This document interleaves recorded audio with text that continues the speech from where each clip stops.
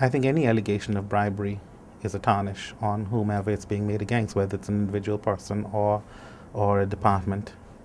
It is tarnishing, particularly in this case where teachers, hardworking teachers, it's alleged that they have been accepting bribes and or themselves have been approaching parents. The 7 days set aside by the Ministry of Education for parents, particularly those that spilled the beans in the September 12 to 18, 2009 issue of the weekly newspaper, claiming that they had been bribed by civil servants for up to $2,000 per child to secure places in school, has passed.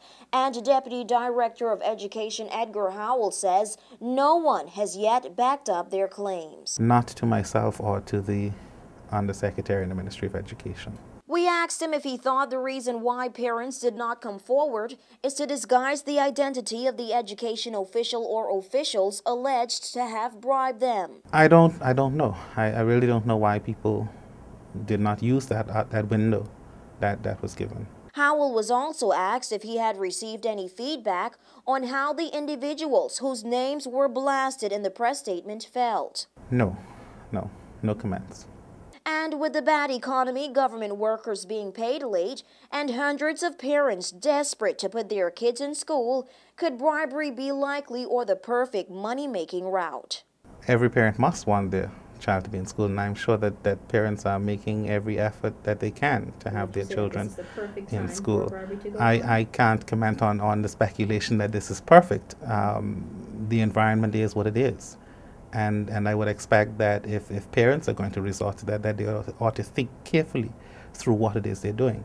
And if teachers or administrators or education officers are going to resort to accepting and or encouraging, they too had better think carefully through what it is they're doing.